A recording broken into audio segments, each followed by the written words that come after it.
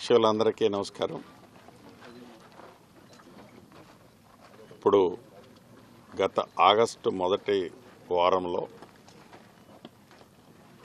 ఈ మున్నేరు వాగుకి ఇరుపక్కల ఉన్న వేలాది కుటుంబాలు అకాల వర్షంతో ఏదైతే ఉధృతంగా వరద వచ్చిందో ఆ వరద వచ్చినప్పుడు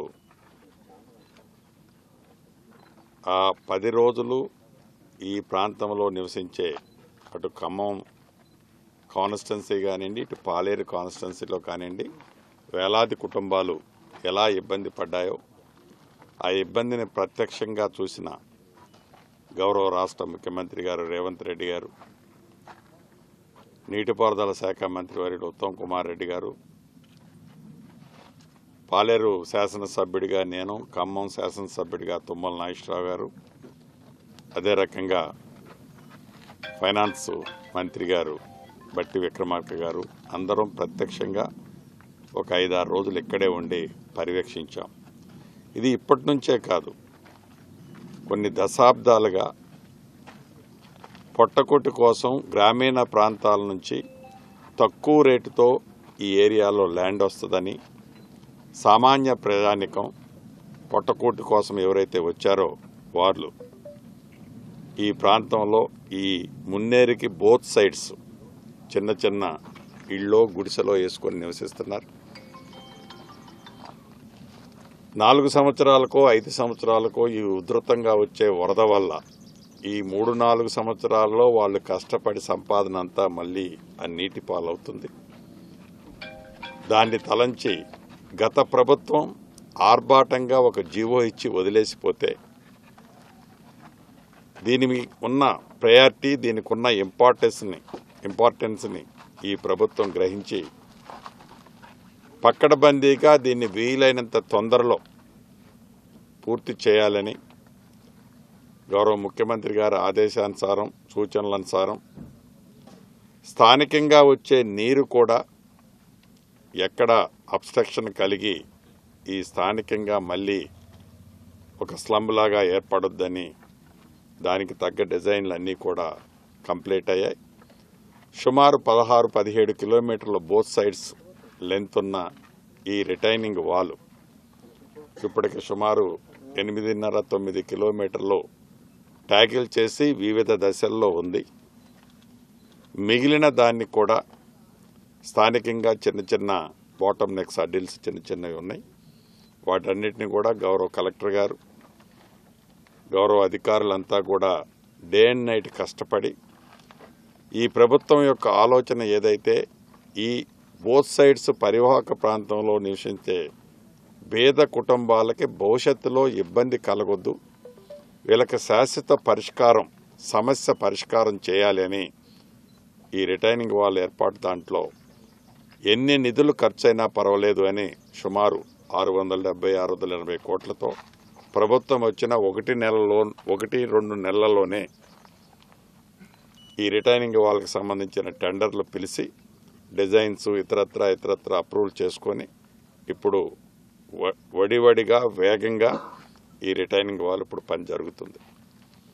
దీన్ని పూర్తి చేసే బాధ్యత అధికారులకు కూడా ఇప్పుడే నేను, గౌరవ కలెక్టర్ గారు, స్థానిక నాయకులు, ఇరిగేషన్ అధికారులు కూర్చొని ఎక్కడెక్కడ ఏమేమి సమస్యలు ఉన్నాయి, ఏవైతే ఈ పరివాహక ప్రాంతంలో ఆ నిరుపేదలు ఉన్నారో వాళ్ళను కూడా ఎక్కడా ఇబ్బంది కలిగించొద్దు, వాళ్ళకు కూడా ఎక్కడా నష్టం కలగనీయొద్దని వాళ్ళకి నష్టపరిహారం కింద మళ్ళీ ఈ రివర్ ఫ్రంట్లోనే ఒక అద్భుతమైన కాలనీని పోలేపల్లి రెవెన్యూ విలేజ్లో ఒక అద్భుతమైన కాలనీని ఏర్పాటు చేసి వాళ్ళకి హౌస్ సైట్స్ కూడా ఇచ్చే కార్యక్రమాన్ని పరిశీలించడానికి ఇంత ఎర్లీ మార్నింగు నాతో పాటు గౌరవ కలెక్టర్ గారు, రెవెన్యూ అధికారులు రావటం జరిగింది.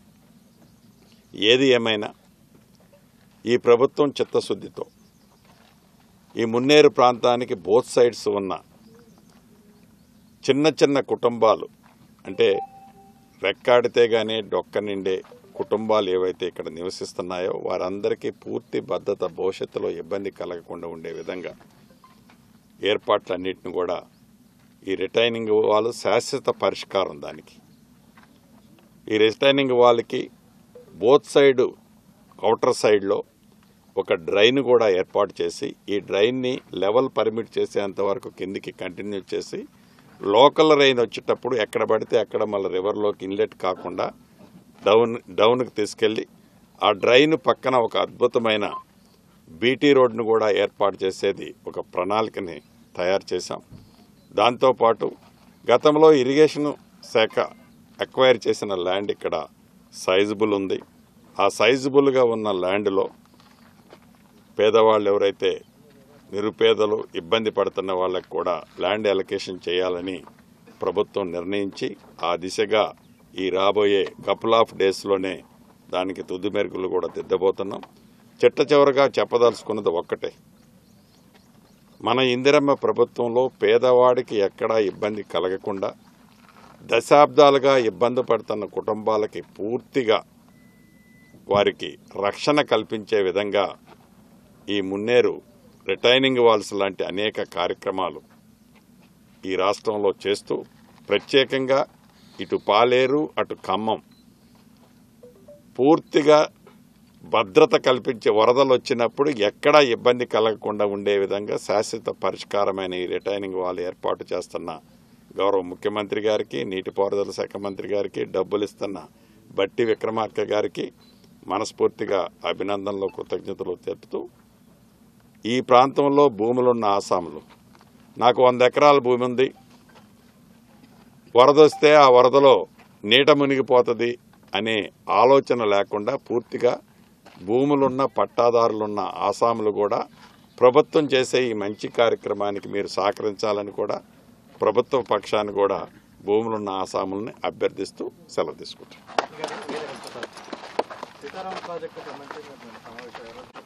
అంటే ప్రతిపక్షం పాత్ర ప్రతిపక్షం పోషించడంలో తప్పులేదు. విమర్శకు కూడా ఒక అద్దు పద్దు ఉండాలి. మీరు 90% పూర్తయిన సీతారామ ప్రాజెక్టుని మోటార్లను బిగించామని చెప్పుకుంటున్న మీరు కనీసం దానికి కరెంట్ ఇచ్చి డ్రై రన్ కూడా చేయలేని నిస్సాయ స్థితిలో ఆనాడు మీరున్నారు. 90% కంప్లీట్ అయి ఉంటే ఇప్పటికే ఇంకా మేము చేయాల్సింది నాకు తెలిసి ఇంకా 35-40% స్టిల్ ఉంది. ఇక 90% అయి ఉంటే ఇంకా 35-40% పని ఎట్లా మిగిలి ఉంటుంది? ఎంతవరకు అంతా మేమే చేశాము. అసలు ఈ గాలిని, ఈ నీటిని, ఈ ప్రజల తినే ఆహారాన్ని మేమే కనుగొన్నాము. అంతకుముందు వీళ్ళు ఎప్పుడూ గాలి పీల్చలేదు, నీళ్లు తాగలేదు, వరన్నం తినలేదు అని ఒక బిల్డప్ ఇవ్వటం తప్ప మేము తప్పితే ఇక అసలు ఏం చేయలేదు, ఎవడు ఏం చేయలేదు. కాంగ్రెస్ పార్టీ ఎన్ని సంవత్సరాల నుంచి ఎన్ని అద్భుతమైన ప్రాజెక్టులు కట్టిందండి, ఎన్ని స్కీములు తీసుకొచ్చింది. వాటన్నిటినీ మర్చిపోయి మీరు ఏది మీ సీతారామ ప్రాజెక్టుకి సంబంధించిన క్లియరెన్సెస్ మీరు ఏం తీసుకొచ్చారన్నది ఇప్పుడు వచ్చినాయి ఏంటనేది ప్రజల ముందు స్పష్టంగా అనేక పర్యాయాలు మా గౌరవ మంత్రివర్యులు, నీటిపారుదల శాఖ మంత్రివర్యులు ఉత్తమ్ కుమార్ రెడ్డి గారు పేపర్ రూపంలో చూపించారు. విమర్శ చేయటం తప్పు కాదు. ఆ చేసే విమర్శ సోయి సొంపుండు చేస్తే ప్రజలు వింటారు, దాన్ని యాక్సెప్ట్ చేస్తారు. సోయి సంపు లేకుండా చేస్తే అది దాన్ని ఏమంటారు అనేది ప్రజలే దాన్ని అర్థం చేసుకుంటారు. అనేక పర్యాయాలు మేము చెప్తూ వస్తున్నాం. బీజేపీ పార్టీ, బీఆర్ఎస్ పార్టీ వేరు వేరు కాదు, ఈ రెండు ఒకటే తాను. ఒకళ్ళు స్క్రిప్ట్ రాస్తారు, రెండో వాళ్ళు ఆ స్క్రిప్ట్ని డెలివరీ చేస్తారు, రెండోవారు డెలివరీ చేస్తారు, ఇంకొకరు స్క్రిప్ట్ రాస్తారు. నువ్వు ఇది మాట్లాడు, తెల్లారి నేను ఇది మాట్లాడతారని ఢిల్లీ లెవెల్లోనే ఒక మ్యాచ్ ఫిక్సింగ్ చేసుకొని ఈ రాష్ట్ర ప్రభుత్వాన్ని గౌరవ ముఖ్యమంత్రి రేవంత్ రెడ్డి గారు అన్నది తప్పే ఉంది. దాంట్లో యథార్థ పరిస్థితి ఆనాటి ప్రభుత్వమా తినడానికి తిండి లేకపోయినా మీసాలకు సంపంగనంలాగా ధనిక రాష్ట్రం అని షో చేసి ప్రజల్ని మభ్యపెట్టి ఆ డైరెక్షన్లో తీసిపోయారు. తీరా మన ప్రభుత్వం వచ్చిన తర్వాత 8,19,000 కోట్ల అప్పు ఉంది. రాయన ఈడ ఈ అప్పు ఉంది, ఈ కార్పొరేషన్లో ఈ అప్పు ఉంది, ఈ బిల్స్ ఇవి పెండింగ్ ఉన్నాయి, FRBM నామ్స్ ప్రకారం ఇంత లోన్ తీసుకొచ్చారు అని టోటల్గా లెక్క అసెంబ్లీ సాక్షిగా గౌరవ మంత్రివర్యులు బట్టి విక్రమార్క గారు దాన్ని ప్రజల ముందు పెట్టారు. అక్కడ ఏదో చేయాలని చిత్రీకరిస్తే దాన్ని ప్రభుత్వ పక్షాన పర్ఫెక్ట్గా ప్రజెంట్ చేశాం. ఈ అటువంటి పరిస్థితుల్లో ఉన్నదాన్ని స్పష్టంగా ఇవాళున్న పరిస్థితిలో ఉద్యోగస్తులు కూడా మా కుటుంబ సభ్యులే, వాళ్ళు పరాయి వాళ్ళు కాదు. ఈ రాష్ట్ర ప్రభుత్వం ఈనాడు ఒక్క రూపాయి కూడా ఎడిషనల్గా చేయలేనిది ఈ పరిస్థితుల్లో ఉంది. నిజంగా ఇంటి పెద్దగా ఒక కుటుంబమే చూడండి, ఇంటి పెద్దగా కుటుంబాన్ని సక్రమ మార్గంలో ఆర్థిక పరంగా అవసరాలను దృష్టిలో పెట్టుకొని దేనికి ఎప్పుడు ఎంత ఖర్చు పెట్టాలనో ఒక సిస్టమేటిక్గా లేకపోతే ఆ కుటుంబం ఏ రకంగా రోడ్డు పాలైద్దో మనం అనేక పర్యాయాలు చూస్తున్నాం. గ్రామీణ ప్రాంతాల్లో సేమ్ కుటుంబం అంటే చిన్న సైజులో ఉంటుంది, రాష్ట్రం అంటే ఒక బిగ్ సైజులో ఉంటుంది. ఉన్న ఫ్యాక్ట్స్ చెప్తే అంటే ఇక దాన్ని నిజానికి ఎన్ని రోజులు క్యాన్సర్ వచ్చిన జబ్బు చేసినోడు క్యాన్సర్ని యాక్సెప్ట్ చేయకపోతే ఎట్లా? నిజాన్ని ధైర్యంగా స్పష్టంగా చెప్తుంటే దాన్ని యాక్సెప్ట్ చేయకుండా, ఉన్నది ఉన్నట్లు ప్రజలకు చెప్తుంటే యాక్సెప్ట్ చేయకుండా దాన్ని బీఆర్ఎస్ ఒక స్క్రిప్ట్ రాస్తుంది, బీజేపీ డెలివరీ చేయాలని తాపత్రయపడుతుంది, బీజేపీ ఒక స్క్రిప్ట్ రాస్తుంది, బీఆర్ఎస్ దాన్ని డెలివరీ చేయాలని తాపత్రయపడుతుంది. Same concept both parties. అందుట్లో వీళ్ళందరూ దాంట్లో కదులుతున్న పావు. Both sides 8.5 17 kilometres around. ఈ 17 కిలోమీటర్లకు సంబంధించిన దాంట్లో అరౌండ్ 7.5 8 కిలోమీటర్స్ స్టార్ట్ అయింది పని. ఆల్మోస్ట్ ఒక 15-20 డేస్లో దాన్ని ఒక షేప్కి పట్టుకొస్తారు. రిమైనింగ్ బ్యాలెన్స్ కూడా ఇప్పుడు ఏమేమి రిక్వైర్మెంట్లు నేను చూసే దాంట్లో ఏవైతే దీంట్లో ల్యాండ్ పోతున్న వాళ్ళకి ల్యాండ్ కాంపన్సేషన్ కింద మళ్ళీ అద్భుతమైన ఒక నగరాన్ని ఇక్కడ కట్టబోతున్నాం. సుమారు ఒక 450 నుంచి 500 ఎకరాల ప్రభుత్వ భూమి ఉంది. దీంట్లో ఈ అద్భుతమైనగా కట్టబోయే ఈ నగరంలో ఆడ ఎవరైతే నష్టపోతున్నారో వాళ్ళకి కొంత భూమిని అలాట్ చేయాలన్నది గవర్నమెంట్ పాలసీగా డిసైడ్ చేసుకుంది. దాంతోపాటుగా ఈ డ్రైనేజ్ దీనికి ప్యారల్గా ఒక డ్రైనేజ్కి సంబంధించిన డిజైన్లు కూడా 1-2 డేస్లో రాబోతున్నాయి. మధ్యలో లోకల్గా వచ్చే వాటర్ స్ట్రీమ్స్ ఏవైతే ఉన్నాయో వాటికి సంబంధించిన దాన్ని కూడా ఈ డ్రైన్లో కలిపేయడానికి ప్రిపరేషన్స్ యాజ్ పర్ డ్రాయింగ్ మీద ప్రిపేర్ చేసుకొని ఏవైతే బాటమ్ నెక్స్ అడ్డిల్స్ ఉన్నాయో అవన్నీ కూడా ఇప్పుడు ఒక షేప్ వచ్చింది. ఇక నుంచి ఇది వర్కింగ్ సీజన్ కాబట్టి అధికారులందరినీ కూడా అలర్ట్ చేయడానికి, ఏదైతే క్వాలిటీ ఆఫ్ వర్క్ కూడా ఎలా జరుగుతుంది అనేది కూడా చెక్ చేయడానికి నేను గౌరవ కలెక్టర్ గారు పొద్దున్నే 5:45కే ఇలా గ్రౌండ్ మీదకి వచ్చి ఒకసారి చూసి అధికారిని అలర్ట్ చేసి, స్థానిక ప్రజలు కూడా చిన్న కోరికలు కోరుతున్నారు. అయ్యా నాది ఎంత దూరం పోతుంది, నాకు నష్టం పోతుంది, ఇల్లు పోతుంది అది అన్నప్పుడు వాళ్ళందరినీ కూడా ఏ పేదోడిని ఈ ప్రభుత్వం ఇబ్బంది పెట్టదు. ఏ పేదోడిని ఇబ్బంది పెట్టాలన్న ఆలోచన ఈ ప్రభుత్వానికి ఎప్పుడూ ఉండదు. కాబట్టి ప్రజలు కూడా ఈ కరగట్ట పక్కన ఉన్నోళ్ళు భవిష్యత్తులో రివర్ ఫ్రంట్ ముందు మీకు అద్భుతంగా కట్టబోయే కాలనీలో నష్టపోయిన వాళ్ళకి భూమిని ఇక్కడ ఇచ్చే కార్యక్రమాన్ని కూడా వడివడిగా గౌరవ కలెక్టర్ గారు వాళ్ళ అధికారులతో అంతా డ్రాయింగ్ కూడా ఇందాక మీకు చూపించినట్టు ఒక మ్యాప్ కూడా తయారు చేశాం. వర్క్ను కూడా రాబోయే కపుల్ ఆఫ్ డేస్లో ఆ కాలనీకి సంబంధించింది కూడా వర్క్ కూడా శ్రీకారం చుట్టబోతుంది. Thank you. 100% అంటే చిత్తశుద్ధితో పనిచేస్తున్నాం. దీంట్లో కూడా కొన్ని కుట్రాలు జరుగుతున్నాయి.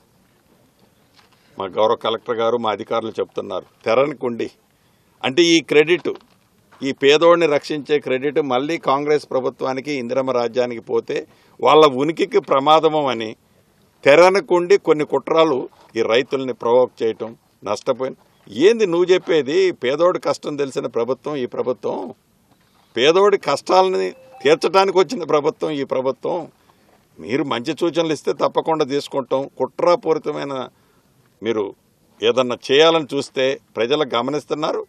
ఒకసారి 2 సార్లు బుద్ధి చెప్పారు, మళ్ళీ బుద్ధి చెప్తారు. కూడా రాష్ట్ర వ్యాప్తంగా ఏవైతే రాజీవ్ స్వగృహకు సంబంధించిన హౌజెస్ ఉన్నాయో వీటిని కూడా మేము ఒక టెండర్ కాల్ఫర్ చేస్తున్నాం. వాటిని కూడా రాష్ట్రంలో ఉన్న అన్ని కూడా ఒక నిర్ణయం తీసుకుంటాం కపుల్ ఆఫ్ డేస్. ఇప్పటికే 2-3 సార్లు టెండర్లు పిలిచారు. సో ప్రాక్టికాలిటీ దగ్గరగా ఇప్పుడు మేము పిలవబోతున్నాం. స్క్వేర్ ఫీట్ రేట్ ఎక్కువ పెడుతున్నారు, ఎవరు కూడా ఆక్షన్ కి ముందుకు రావట్లేదు. లేదు, గౌరవ కలెక్టర్ గారు ఒక ఎక్స్పర్ట్ కమిటీని వేసాం. ఆల్రెడీ రిపోర్ట్ నేనే రిసీవ్ చేసుకున్నాను. దాని మంత్రిని కూడా నేనే కాబట్టి కపుల్ ఆఫ్ డేస్లో వీ టేక్ కాల్. అస్సలు దీనికి ఆనుకొని ఉన్న ఇంటికి కూడా రిటైనింగ్ వాల్ అయిపోయిన తర్వాత ఎక్కడా ఎవరికి ఇబ్బంది రాకుండానే ఈ రిటైనింగ్ వాల్ కడతాను.